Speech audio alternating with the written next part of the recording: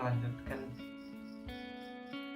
ringkasan yang anak-anak Bapak lakukan kemarin, itu mengenai produk kerajinan untuk pasar lokal.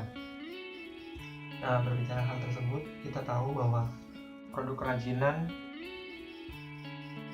memanfaatkan keterampilan tangan itu memang membutuhkan waktu yang sangat atau waktu yang cukup lama. Jumlah barang itu terbatas, kemudian dalam rentang waktu tertentu, sehingga produk ini tergolong dalam produk limited edition atau bahasa kerennya itu. Jadi memang rancangan produk akan terwujud melalui kegiatan wirausaha dengan didukung oleh ketersediaan sumber daya manusia itu sendiri. Kemudian selain SDA itu ada material dan peralatan, cara kerja, pasar, modal, atau pendanaan, atau yang kita kenal dengan istilah 6M: Man, Money, Material, Machine, Method, and Market. Nah, jika diolah dengan benar, sebenarnya wirausaha produk kerajinan terbukti berkontribusi bagi negara ini, dapat membuka 1 juta lapangan pekerjaan yang diolah oleh UMKM. Nah, produk industri massal menjadi paling terbesar, itu contohnya di perusahaan yang di Kecamatan kita banyak, ada Lontar atau WKS. Itu merupakan produk industri massal. Itu menjadi penggerak utama ekonomi. Gelombang ini disebut gelombang ekonomi industri. Dan yang kedua itu gelombang yang muncul akibat inovasi bidang teknologi informasi yang dikenal dengan gelombang teknologi informasi. Kemudian yang ketiga itu gelombang ekonomi informasi. Nah, selain terbatasnya hal tersebut, muncul lagi ide dan gagasan yang kreatif membuat ekonomi terus tumbuh. Nah, ini penggeraknya disebut sebagai gelombang ekonomi kreatif. Nah, sekarang di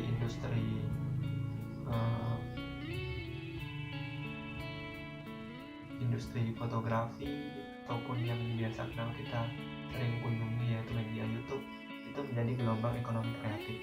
Makin kreatifnya ide dan gagasan, maka akan menambah terus laju ekonomi tersebut.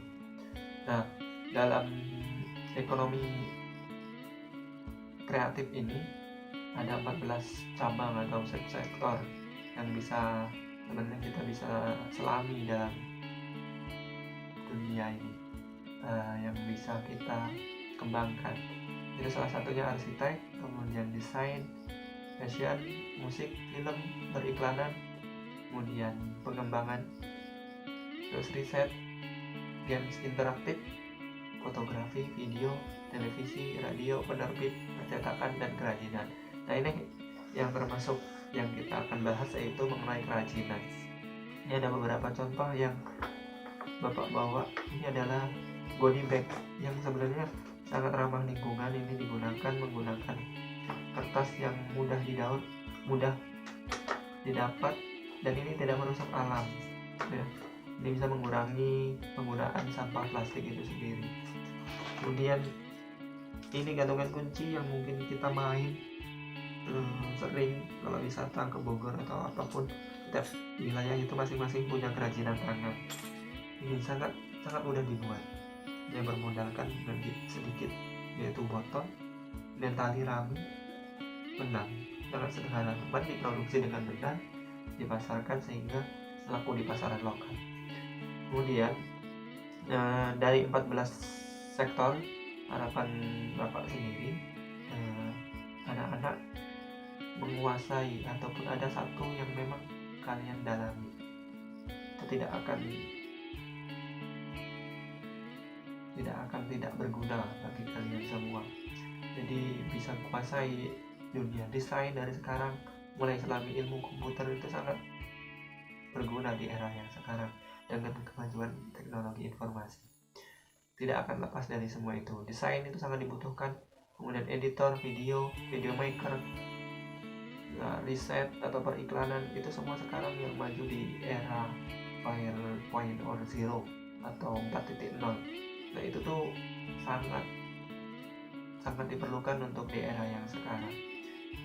Kemudian kerajinan merupakan salah satu yang memberikan kontribusi terbesar.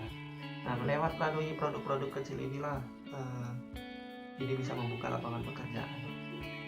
Nah dalam penataan sumber daya manusia itu sendiri ada 3 tahap yang mungkin teman-teman sudah cari dan catat tadi. Yang pertama melalui pembentukan organisasi dan bagi tugas. Kita tidak akan bisa kalau mempunyai produk kerajinan itu diolah sendiri, akan sulit dipasarkan. Jadi harus membentukkan organisasi sangat diperlukan.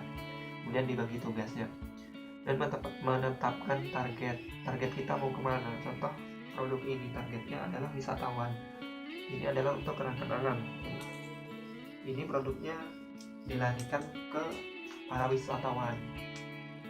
Nah, jadi sebelum penataan sumber daya manusia itu sendiri, sumber daya alamnya juga itu harus menetapkan targetnya. Itu langkah yang kedua. Yang ketiga, membuat jadwal, mulai dari kapan akan dibuat secara massal dan diproduksi secara banyak harus dijadwalkan dengan teratur. Yang keempat, menetapkan biaya produksi. Jangan sampai saat menetapkan biaya produksi nanti yang didapat bukan suatu keuntungan malah kerugian. Nah tahap yang kedua itu meliputi satu, melakukan produksi. Jadi setelah rancangan dan target dibuat itu melakukan produksi, kemudian membuat kualitas kontrol. Jadi dikontrol produk-produk yang kita hasilkan itu benar-benar harus dikontrol apakah kualitasnya sudah memenuhi di pasaran atau belum. Yang ketiga, melakukan pengemasan.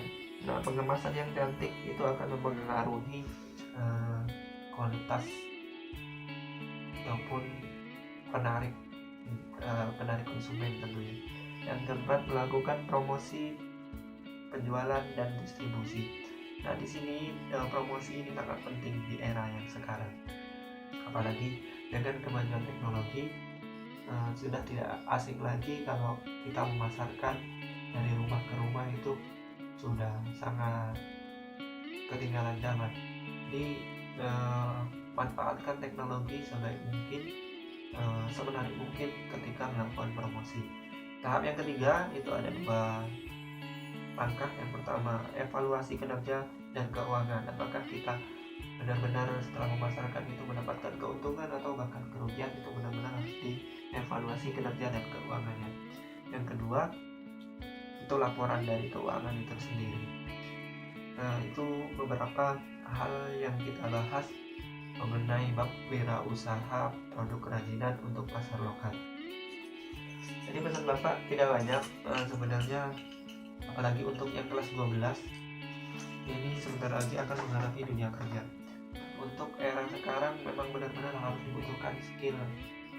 Kalau kalian misalnya pada jurusan teknik, kalian hanya mempunyai teknik tapi tidak dimatangkan atau tidak ditekuni, maka ya kurang berguna ilmu yang dicari selama 3 tahun ini. Jadi memang benar-benar harus kita punya sampingan skill yang lain, komputer atau desain ataupun pandai mengedit video. Semakin kita kreatif dalam bermain teknologi, maka insya Allah tidak ada fungsinya. Bisa banyak yang bisa kita kembangkan melalui teknologi informasi di era sekarang.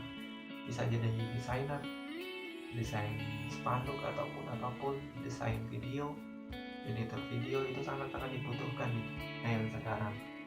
Ataupun memunculkan konten kreator sendiri, itu di era sekarang sangat ataupun sedang digemari oleh kebanyakan orang. Nah kemudian selain mempunyai skill, harus memang benar-benar berani mengambil resiko.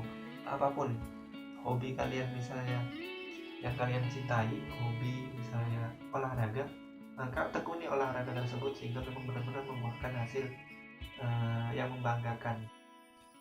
Kemudian ada banyak hal-hal yang bisa kita lakukan, tentunya selain dari perencanaan tadi, waktu yang tepat untuk kita memulai.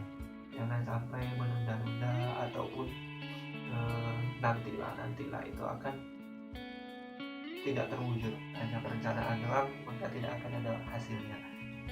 Jadi banyak permasalahan yang mungkin kalian temui. Mulai sekarang berani merencanakan suatu gagasan atau ide, rencana apa yang akan kalian lakukan setelah ini.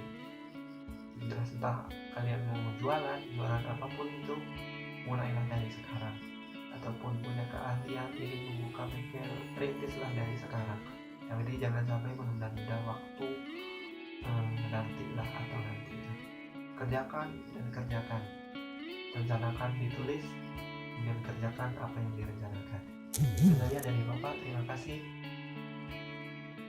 Bapak akhiri, wassalamualaikum warahmatullahi wabarakatuh.